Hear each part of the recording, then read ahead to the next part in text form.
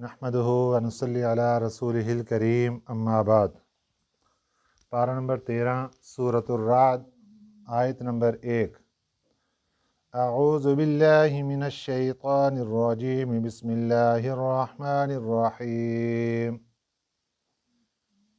अलिफ लाम मीम रा तिल्का आयातुल किताब वल्लज़ी उन्ज़िला इलैका मिर रब्बिकल हक़्क़ु वलाकिन्न अक्सरन्नासि ला युमिनून। सदक़ल्लाहुल अज़ीम। इस सूरत का नाम सूरतुर राद है। राद का माना होता है बिजली की कड़क। इस सूरह मुबारका में बिजली की कड़क, चमक, इन चीज़ों का तज़किरा आगे चलकर आएगा। इसी मुनासबत से सूरत का नाम सूरतुर राद रखा गया। ये मक्का मुकरमा में नाजिल हुई। इस सूरह मुबारका में 43 आयात हैं और 6 रुकू हैं। मक्का मुकरमा के आखिरी ज़माना में यह सूरह मुबारका नाजिल हुई। इसका और सूरह यूसुफ जो इससे पहले गुज़र चुकी, इन सूरह मुबारका का ज़माना करीब करीब है नज़ूल के एतबार से। बिस्मिल्लाहिर्रहमानिर्रहीम। शुरू अल्लाह के नाम से जो बेहद मेहरबान बहुत रहम करने वाला है। अलिफ लाम मीम रा, यह हरूफ मुक़त्ताआत में से है। इसका माना हम यूँ करते हैं वल्लाहु आलम बिमुरादिही, कि इसका माना और मतलब अल्लाह ही ज़्यादा बेहतर जानते हैं। क्योंकि हरूफ मुक़त्ताआत के बारे में मुफ़स्सिरीन इकराम फरमाते हैं कि ये अल्लाह और उसके रसूल सल्लल्लाहु अलैहि वसल्लम के दरमियान राज हैं। इसलिए इसका माना हमारे नबी सल्लल्लाहु अलैहि वसल्लम ने उम्मत को नहीं बताया, तो इसको मख्फी रखा गया। राज को राज ही रहने देते हैं। इसलिए इसके बारे में यूँ कहते हैं कि वल्लाहु आलम बिमुरादिही, अल्लाह इसकी मुराद को बेहतर समझते हैं। तिल्का आयातुल किताब, तिल का इसमें इशारा है। ये आयातो आयतें हैं अल किताबी, किताब की। ये जो सारा कुरान पाक है और नबी पाक सल्लल्लाहु अलैहि वसल्लम के ऊपर नाज़िल होने वाली आयात, उनके बारे में अल्लाह ताला फरमा रहे हैं कि ये किताब की आयतें हैं। किताब कुरान मजीद, ये कुरान मजीद की आयतें हैं। उस इश्काल का जवाब दिया गया जो मुशरिकीन मक्का की तरफ से हमारे नबी सल्लल्लाहु अलैहि वसल्लम पर उन्होंने एतराज़ किया था कि ये कुरान पाक नऊज़ु बिल्लाह ख़ुद बना कर ले आते हैं, अल्लाह का नाज़िल करदा नहीं है। अल्लाह ताला ने ये इरशाद फरमाया तिल्का आयातुल किताब, कि ये जो आयतें प्यारे पैगम्बर सल्लल्लाहु अलैहि वसल्लम अपनी ज़ुबान मुबारक से अदा कर रहे हैं, ये किताब की आयतें हैं, कुरान मजीद की आयतें हैं। वल्लज़ी उन्ज़िला इलैका मिर रब्बिकल हक़्क़ु, वल्लज़ी और जो कुछ, उन्ज़िला उतरा, इलैका तेरे ऊपर, मिर रब्बिका तेरे रब की तरफ से, अल हक़्क़ु वो सच है। जो कुछ तेरे रब की तरफ से तेरे ऊपर नाज़िल हुआ वो सब सच है। इस इबारत का ताल्लुक़ एक तफसीर के मुताबिक तो किताब से है, कुरान मजीद से है, कि अल्लाह ताला किताब कुरान मजीद के बारे में ये इरशाद फरमा रहे हैं कि ये किताब के मुताल्लिक जो वही भी आपके ऊपर नाजिल हुई ये सब सच है। जो लोग एतराज़ कर रहे हैं ये झूठ बोल रहे हैं, इनके एतराज़ का कोई हक नहीं है, क्योंकि ये सच्ची और हक पर किताब है। दूसरी तफसीर इसकी ये है कि नबी पाक सल्लल्लाहु अलैहि वसल्लम अल्लाह ताला के नबी थे और अल्लाह ताला की वही आप सल्लल्लाहु अलैहि वसल्लम पर नाज़िल होती थी। दो किस्म की वही होती थी। एक वही वो होती थी जिसको वही मतलूब, ऐसी वही जिसकी तिलावत की जाती है, जिसे कुरान मजीद है। और एक वही वो होती थी कि जिसकी तिलावत नहीं की जाती, वही गैर मतलूब। وہ ہے ہمارے نبی صلی اللہ علیہ وسلم کی احادیث مبارکہ۔ جتنی بھی احادیث ہیں یہ سب کی سب ہمارے نبی صلی اللہ علیہ وسلم کے فرامین، یہ اللہ کی وحی ہیں، کیونکہ اللہ تعالیٰ نے قرآن مجید میں ارشاد فرمایا وَمَا يَنطِقُ عَنِ الْهَوَىٰ إِنْ هُوَ إِلَّا وَحْيٌ يُوحَىٰ، جب تک ہم وحی نازل نہیں کرتے پیارا پیغمبر زبان سے کچھ نہیں بولتا۔ ہمارے نبی صلی اللہ علیہ وسلم کا اپنی زبان مبارک سے کچھ بھی بولنا یہ اللہ کی وحی ہے۔ فرق یہ ہے کہ جو قرآن پاک وحی کی صورت میں نازل ہوا وہ وحی مطلوب کہلائے گا، اور جو وحی ایسی کہ اس کی تلاوت نہیں کی جاتی وہ وحی غیر مطلوب، اور وہ حدیث مبارکہ کہلائے گی۔ ایک دوسرا فرق عام سادے الفاظ میں اس کو سمجھنے کے لیے یوں کہیں گے کہ ایک آدمی مسجد میں آ گیا اعلان کروانے کے لیے کہ ہمارے کوئی فوتگی ہو گئی ہے تو اس کا اعلان کر دیا جائے۔ اب ایک صورت تو یہ ہے کہ وہ بندہ گھر سے ایک پرچی کے اوپر سارا ایڈریس، پتہ، نام سب کچھ لکھ کے لے کے آتا ہے اور آ کر کہتا ہے مسجد کے مؤذن کو، خادم صاحب کو کہ جناب یہ اعلان کر دیجئے۔ اب وہ خادم صاحب اس کی پرچی پکڑتے ہیں اور ہو بہو جو الفاظ وہ لکھ کر لایا ہے وہ سارے کے سارے الفاظ وہی پڑھ کے اعلان میں سنا دیتے ہیں۔ ایک یہ اعلان ہے، اور ایک اعلان یہ ہے کہ آدمی آتا ہے خادم صاحب کے پاس اور وہ آ کر کہتا ہے کہ اعلان کر دیں کہ فلاں بندہ فوت ہو گیا، ایڈریس کیا، فلاں ایڈریس ہے۔ اب اس نے اپنا معنی مطلب تو بیان کر دیا لیکن الفاظ اس کے نہیں رہے۔ اب خادم صاحب جب اعلان کرنے لگیں گے تو وہ ہو بہو وہ الفاظ تو نہیں بولیں گے، الفاظ اس کے اپنے بن جائیں گے۔ اسی طرح قرآن مجید وہ اللہ کی کتاب ہے کہ جس میں الفاظ بھی اللہ کے، معنی اور مطلب بھی اللہ کا، اور حدیث مبارکہ وہ ہے کہ جس میں معنی اور مطلب اللہ کی ذات کا، الفاظ ہمارے نبی صلی اللہ علیہ وسلم، اس کو حدیث کہتے ہیں۔ تو یہ جو آیت مبارکہ کا حصہ ہے والذی انزل الیک من ربک الحق، مفسرین اکرام کی دوسری رائے یہ ہے کہ یہ وحی غیر مطلوب حدیث مبارکہ کے بارے میں اللہ تعالیٰ فرما رہے ہیں، کیونکہ پیچھے قرآن پاک کے بارے میں اللہ نے فرما دیا تلک آیات الکتاب، کہ یہ آیتیں کتاب کی ہیں۔ قرآن مجید کے متعلق تو حقیقت واضح ہو گئی۔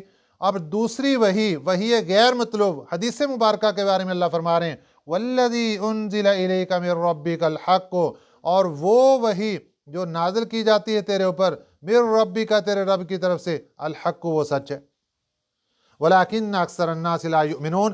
اب سارے دلائل آنے کے بعد چاہیے تو یہ تھا کہ کوئی لوگ بھی انکار نہ کرتے، سبھی مان لیتے، لیکن اللہ فرماتے ہیں ولیکن اکثر الناس لا یؤمنون، اکثر لوگ ایمان نہیں لاتے، اکثر یقین ہی نہیں کرتے، ابھی بھی بات نہیں مانتے۔ اب اللہ تعالیٰ نے اگلی آیات مبارکہ میں اپنی قدرت کے دلائل دیے ہیں۔ اصل بات یہ ہے کہ جتنے بھی انبیاء علیہ السلام دنیا میں تشریف لائے، ان کے آنے کا مقصد یہ تھا کہ خلاصہ سارا کہ وہ یہ بات بتانے کے لیے آئے تھے کہ دنیا رہنے کی جگہ نہیں ہے، یہاں صرف تم تیاری کرنے کے لیے آئے ہو، اصل رہنے کی جگہ آخرت ہے۔ اب جس بندے کو یہ بات دنیا میں سمجھ آ جاتی ہے وہ آخرت کی تیاری شروع کر دیتا ہے، اور جس کو یہ بات سمجھ نہیں آتی وہ آخرت سے غافل رہتا ہے، یہاں تک کہ بعض لوگ آخرت کے منکر ہو جاتے ہیں، انکار کر دیتے ہیں۔ تو اللہ تعالیٰ ان آیات مبارکہ میں اپنی قدرت کے دلائل دے رہے ہیں انسان کو سمجھانے کے لیے کہ اے انسان، تو کس غفلت میں پڑ گیا، تجھے شیطان نے کہاں غفلت میں ڈال کے رکھ دیا۔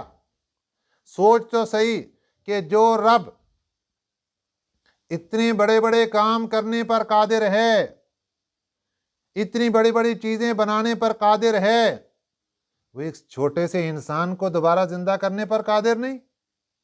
تجھے شیطان نے کہاں دھوکے میں ڈال دیا، سوچ ذرا۔ تو یہاں پر اللہ تعالیٰ اپنی قدرت کے دلائل دے کر انسان کو سمجھانا چاہتے ہیں کہ اے انسان، اللہ کی قدرت کو مان لے، اللہ کی طاقت کو مان لے، اپنے آپ کو سرنگو کر دے اللہ کی طاقت کے سامنے، اور یہ مان جا کہ دنیا کا سارا نظام بھی اللہ کے پاس ہے، اسی طرح آخرت کا نظام بھی اللہ کے پاس ہے، مجھے دنیا میں پیدا بھی اللہ نے کیا ہے، اب وفات بھی اللہ کی ذات دے گی، اور اس کے بعد دوبارہ کھڑا بھی اللہ کے اختیار میں ہے کہ اللہ قادر ہیں، قدرت والے ہیں، طاقت والے ہیں، کوئی انسان کو دوبارہ زندہ کر کے کھڑا کریں گے اور اس سے حساب و کتاب لیں گے۔ اگر یہ والا معاملہ انسان کو سمجھ آ جائے، انسان گناہ نہیں کرے گا، گناہوں سے رک جائے گا۔ اب اللہ نے کیسے فرمایا؟ اللہ الذی رفع السماوات، اللہ کی ذات وہ ہے، اللہ الذی، اللہ کی ذات وہ ہے، رفع السماوات، جس نے اونچا کیا، رفع کا معنی اونچا کیا، السماوات، آسمانوں کو، بغیر عامد، بغیر ستونوں کے، جس نے بغیر ستونوں کے آسمانوں کو بنا دیا۔ اب یہ اتنے بڑے آسمان، یہ ہمارے اوپر جو چھت ہے، یہ پہلا آسمان ہے، اس کے اوپر دوسرا، اس کے اوپر تیسرا، اس کے اوپر چوتھا، اس کے اوپر پانچواں، اس کے اوپر چھٹا، اس کے اوپر ساتواں، 7 آسمان طے بطے، اور ان آسمانوں کے نیچے ستارے، سیارے، ان سیاروں میں ایک یہ زمین جس کے اوپر ہم رہتے ہیں، یہ بھی ایک سیارہ ہے، اللہ کی کائنات میں، مخلوقات میں یہ بھی ایک سیارہ ہے جس کے اوپر ہم لوگ رہتے ہیں۔ اسی طرح باقی سیارات میں سورج بھی ایک سیارہ ہے، اسی طرح چاند بھی ایک سیارہ ہے، مختلف سیارات ہیں۔ تو کیا فرمایا؟ اللہ الذی رفع السماوات، جس نے، اللہ کی ذات وہ ہے جس نے آسمانوں کو اونچا بنا دیا، بغیر عمد، بغیر ستون کے بنا دیا، ترونہا، تم اس کو دیکھتے ہو۔ دیکھنے سے مراد یہ ہے کہ ضروری نہیں کہ ہمیں اس کی اصلیت سمجھ آئے، ہم یہاں سے بیٹھ کے جو ہمیں نظر آتا ہے کہ یہ پہلا آسمان ہے، بس اس کو ہم دیکھ رہے ہیں، ترونہا، اللہ نے آسمانوں کو بنایا، ثم استوى علی العرش، پھر وہ قائم ہوا عرش پر، پھر اللہ کی ذات عرش پر قائم ہوا، عرش بمنزلہ تخت کے ہے۔ اب قائم کیسے ہوا، جلوہ افروز کیسے ہوا؟ جیسے اس کی شان ہے، ہم اس کو کسی جسم کے تحت اور کس طریقے سے تو ہم اس کو نہیں سمجھ سکتے دنیا میں، تو اللہ تعالیٰ نے جو لکھ دیا، جو فرما دیا، ہمیں اس کے اوپر یقین کرنا چاہیے۔ ثم استوى علی العرش، تو اللہ کا جو عرش ہے یہ بمنزلہ تخت کے ہے، بمنزلہ دفتر کے ہے، وہاں سے ساری کائنات کے جتنے بھی معاملات اور جتنے بھی احکامات، وہ سب کے سب وہیں سے صادر ہوتے ہیں۔ وَسَخَّرَ الشَّمْسَ وَالْقَمَرَ، اور لگا دیا سورج کو، والقمر، اور چاند کو، کل یجری لاجل مسمی، ہر ایک چلتے ہیں ایک مقررہ وقت میں۔ چاند کو اور سورج کو جب سے اللہ تعالیٰ نے پیدا کر دیا، تو کرنے کے بعد ان کو ایک مدار اور ایک میپ، ایک روٹ دے دیا، اس روٹ میں چاند بھی چل رہا ہے، سورج بھی چل رہا ہے، اور ایک مقررہ وقت تک ان کی یہ چال چلتی رہے گی۔ ایک تفسیر اس کی یہ ہے کہ لِأَجَلٍ مُسَمَّى سے مراد قیامت ہے، کہ قیامت تک اسی طرح یہ گھومتے رہیں گے۔ اور ایک تفسیر یہ ہے کہ لِأَجَلٍ مُسَمَّى سے مراد ان کا مقررہ وقت، جو ان کا راؤنڈ ہے، 1 راؤنڈ، 2 راؤنڈ، 3 راؤنڈ، جو ان کی طرف اشارہ ہے۔ سورج اپنا راؤنڈ 24 گھنٹے میں مکمل کر لیتا ہے، اور جو چاند ہے یہ اپنا راؤنڈ 28 دن میں مکمل کرتا ہے۔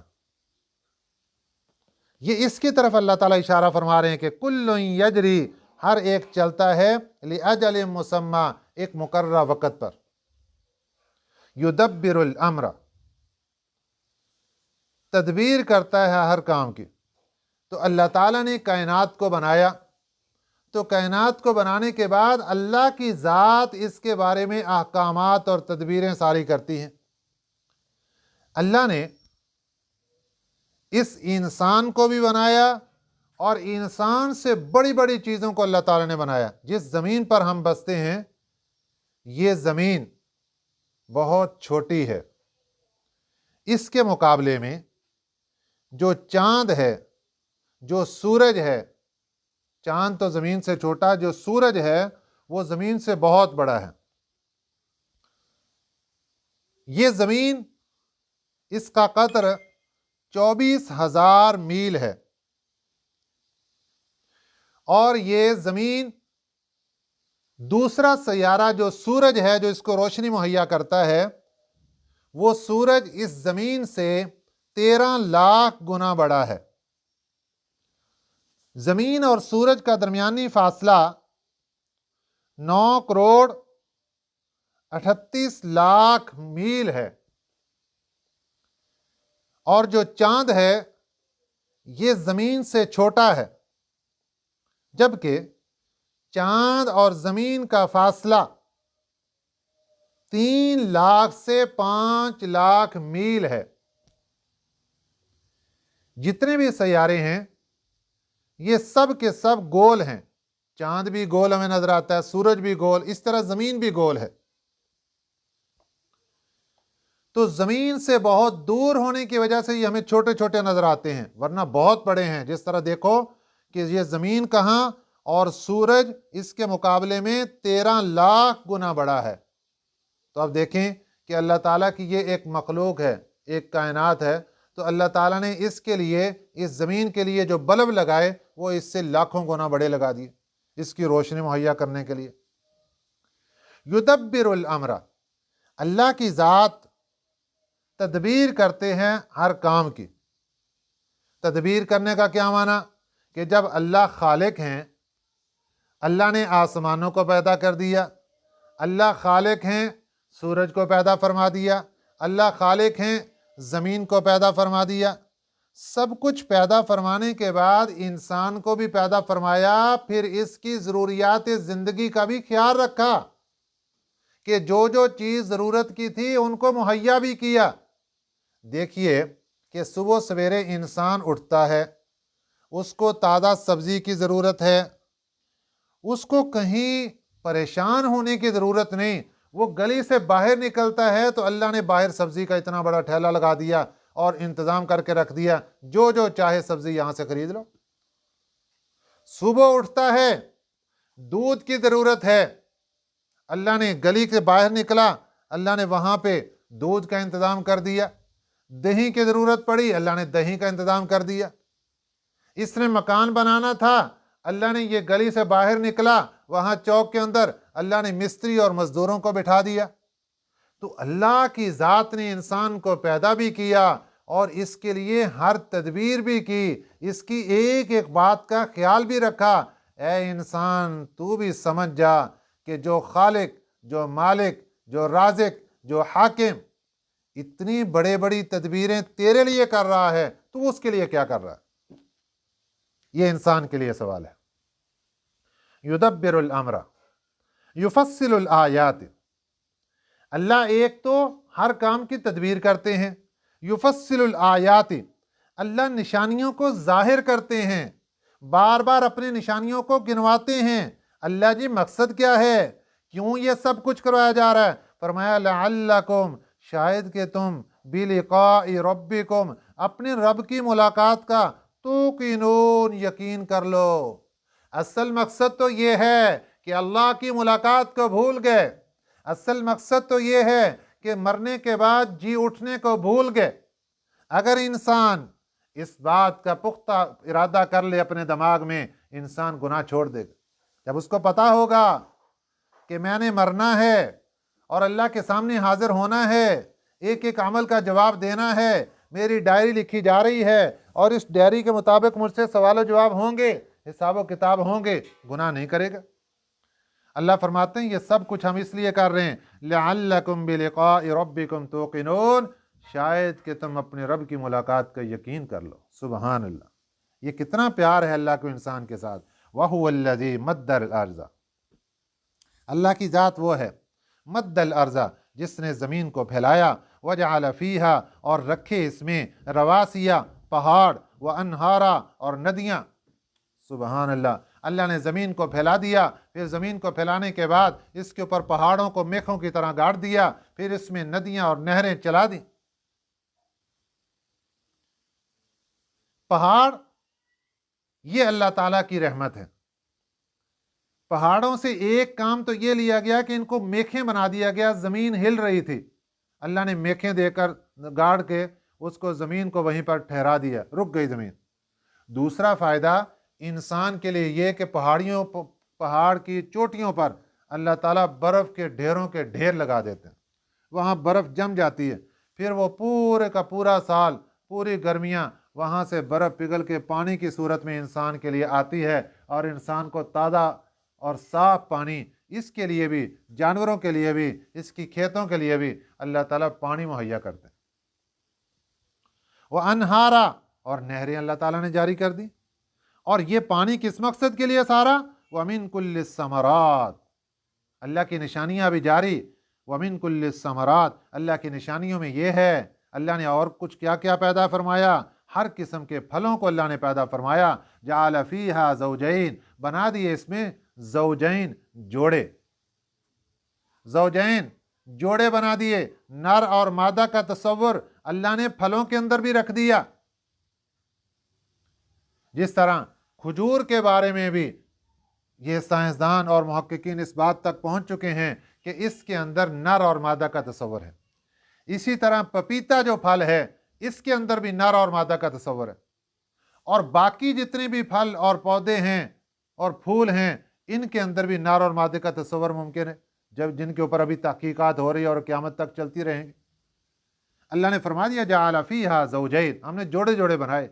इस्नैन, दो दो किस्म के बनाए, कोई खट्टा है, कोई मीठा है, कोई छोटा है, कोई बड़ा है, किसी का छिलका बारीक है, किसी का छिलका मोटा है, कोई किस रंग में है, कोई किस रंग में है। तो ये अल्लाह ने फल बना दिए, हर किस्म के फलों को अल्लाह ताला ने पैदा फरमाया। युग़शिल लैल अन्नहार, अल्लाह वो है युग़शिल लैल, जो ढांपता है रात को, अन्नहार, दिन पर। इन्न फी ज़ालिका, बेशक इसमें लआयातिन, निशानियां हैं, लिक़ौमिन, ऐसी कौम के लिए, यतफ़क्करून, जो गौर व फिक्र करती है। जो गौर व फिक्र करे उसके लिए अल्लाह की सारी निशानियां मौजूद हैं, जिससे वो अल्लाह को पहचान सकता है, और अल्लाह को पहचान सक वो अपनी आखिरत को संवार सकता है। वफ़िल अर्ज़ क़िताउन, और ज़मीन में क़िताअत हैं। क़िताअत का माना होता है टुकड़े। ज़मीन में क़िताअत हैं, मुतजाविरातुन, मुतजाविरातुन, एक दूसरे से मिले हुए। ज़मीन के अंदर अब देखें खेत हैं, एक दूसरे से मिले हुए हैं। ये नहीं कि ये खेत यहाँ है और दरमियान में पानी का फासला और एक खेत उधर है, खेत आपस में मिले हुए। जबकि हम देखते हैं कि एक खेत वाली ज़मीन सख्त है, दूसरे खेत वाली नरम है। एक खेत वाली ज़मीन उसका रंग और है, दूसरी ज़मीन का रंग और है। ये अल्लाह की कुदरत की निशानियां देखें। और फिर वजन्नातुम मिन अनाबिन व ज़रउन व नखीलुन, और कुछ खेत ऐसी, कुछ ज़मीनें ऐसी हैं कि वजन्नातुन, उसमें अल्लाह ने बागात पैदा किए। बागात कौन से? मिन अनाबिन, अंगूर के बागात, व ज़रउन, और खेतियाँ, व नखीलुन, और खजूरें। अल्लाह ने किसी ज़मीन के अंदर बागात पैदा फरमा दिए, किसी ज़मीन के अंदर खेतियों को पैदा फरमा दिया, किसी ज़मीन के अंदर अल्लाह ने खजूरों को पैदा फरमा दिया। ये अल्लाह की कुदरत के करिश्मे हैं। मट्टी एक जैसी नीचे, ज़मीनें आपस के अंदर मिली हुई, लेकिन कहीं से अल्लाह अंगूरों को उगा रहे हैं, कहीं से अल्लाह खेतियों को उगा रहे हैं, कहीं से अल्लाह खजूरों को उगा रहे हैं। इससे आगे देखिए, सिनवानुन, कुछ दरख्त ऐसे कि जिनकी तने जब ये जड़ से निकलता है तो ऊपर एक तना, इसको कहते हैं सिनवान। वगैर सिनवानिन, और एक वो कि जब जड़ से तना निकला उस वक़्त एक था, ऊपर जाकर उसकी शाखें 2, 3, 4 हो गई, जिसको गैर सिनवान कहते हैं। तो सिनवानुन, एक जड़ वाले दरख्त, वगैर सिनवानिन, और बगैर एक तने वाले, और एक जड़ से एक तना सिनवानुन व गैर सिनवानिन, एक जड़ है और ऊपर तने दो हो गए, तीन हो गए, चार हो गए, मुख्तलिफ शाखें बन गई। एक तने वाले दरख्त कौन से है? जिस तरह खजूर है, ये एक तने वाला है। इसी तरह बाज पौधे भी ऐसे हो जाते हैं कि वो जब ज़मीन से निकलते हैं तो ऊपर उनका तना एक ही चलता है मेन, बाकी शाखें छोटी मोटी होती हैं, जिस तरह सफ़ेदे का दरख्त है और सिंबल का दरख्त है।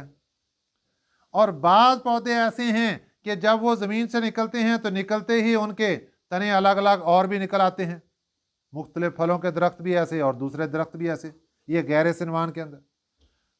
अल्लाह फरमाते हैं युस्का बिमा इन वाहिदिन, एक तो ज़मीन एक थी, उसके ऊपर हमने ये सारे करिश्मे तुम्हें फल फूल बूटे सब कुछ लगा के दिखाए। दूसरा देखो युस्का बिमा इन वाहिदिन, इनको पानी भी एक ही लगाया जाता है। ये भी हमारी कुदरत का करिश्मा देखें। पानी गज़ा है दरख्त के लिए, पौधे के लिए। अल्लाह फरमाते हैं गज़ा एक मिल रही है, और आगे तरह तरह के पौधे और तरह तरह के जायके और तरह तरह की क्या क्या चीज़ें हम आपके लिए निकाल निकाल के ज़मीन से लगा रहे हैं, दिखा रहे हैं तुम्हें। वनुफ़ज़्ज़िलु बअज़हा अला बअज़िन फ़िल उकुल, और हम बढ़ा देते हैं बअज़हा अला बअज़िन, एक दूसरे पर, फ़िल उकुल मेवों में, एक मेवे को दूसरे पर खाने के एतबार से हम उनको बढ़ा देते हैं। किसी का जायका बहुत आला, किसी का उससे कम, किसी का कुछ, किसी का कुछ। हम फजीलत दे देते हैं, बाज़ जायकों, बाज़ फलों को दूसरे फलों पर फजीलत, बाज़ सब्जियों को दूसरी सब्जियों पर, बाज़ दरख्तों को दूसरे दरख्तों पर। इन्न फ़ी ज़ालिका लआयातिन, बेशक इसमें भी निशानियां हैं, लिकौमिन, लेकिन उस कौम के लिए, याक़िलून, जो अक्ल रखती है। जो कौम अक्ल रखती है उसके लिए इसमें भी निशानियां। और पीछे अल्लाह ने क्या फरमाया था? जो कौम गौर व फिक्र करती है उसके लिए निशानियां। और उससे पीछे क्या फरमाया था? जो कौम यकीन रखती है उसके लिए निशानियां। मालूम हुआ कि अगर इंसान गौर व फिक्र करे तो अल्लाह की हजारों लाखों निशानियां दुनिया में मौजूद, जिनको देखकर बंदा पहचान सकता है कि अल्लाह की ज़ात कौन है और अल्लाह की कुदरत को, ताकत को मान सकता है। और अगर इंसान अपनी अकल को इस्तेमाल करे तब भी इंसान इन निशानियों को समझ के अल्लाह तक पहुंच सकता है। मुफस्सिरीन इकराम ने आखिरी फैसला लिख दिया कि मालूम हो गया इस आयत मुबारका से कि जो बंदा इन निशानियों को देखकर अल्लाह की ज़ात को पहचानता है और फिर उसको मानता है, उसके सामने सर्वसजूद हो जाता है, वो तो अक्लमंद है, वो तो अक्लमंद है। और जो इंसान कुरान पाक से बहरा है, जो इंसान इन निशानियों को नहीं देखता और इनसे अपने आप को बहरा कर लेता है, वो इंसान भले से दुनिया के एतबार से कितना ही अक्लमंद कहलाए, भले से दुनिया के एतबार से उसने कितनी बड़ी बड़ी डिग्रियां हासिल कर ली हों, लेकिन कुरान पाक के एतबार से वो अक्लमंद कहलाने के काबिल नहीं है। अक्लमंद वो होगा जो इन निशानियों को देखे, फिर अल्लाह को पहचाने, फिर अल्लाह को माने और उसके रसूल सल्लल्लाहु अलैहि वसल्लम को माने। इसलिए खुलासा यह निकला कि जो अल्लाह को मानता है वो अक्लमंद है, जो नबी पाक सल्लल्लाहु अलैहि वसल्लम को मानता है वो अक्लमंद है। मानने का मतलब उनके एक एक हुक्म की पैरवी करता है। और जो अल्लाह को नहीं मानता, जो नबी पाक सल्लल्लाहु अलैहि वसल्लम को नहीं मानता, वो दुनिया के एतबार से कितना ही अक्लमंद हो, लेकिन कुरान पाक के एतबार से वो अक्लमंद नहीं है, वो बेवकूफ़ है, वो पागल है, वो दीवाना है। अल्लाह ताला हमें सही समझ नसीब फरमाए। आमीन। वमा अलैना इल्लल बलागुल मुबीन।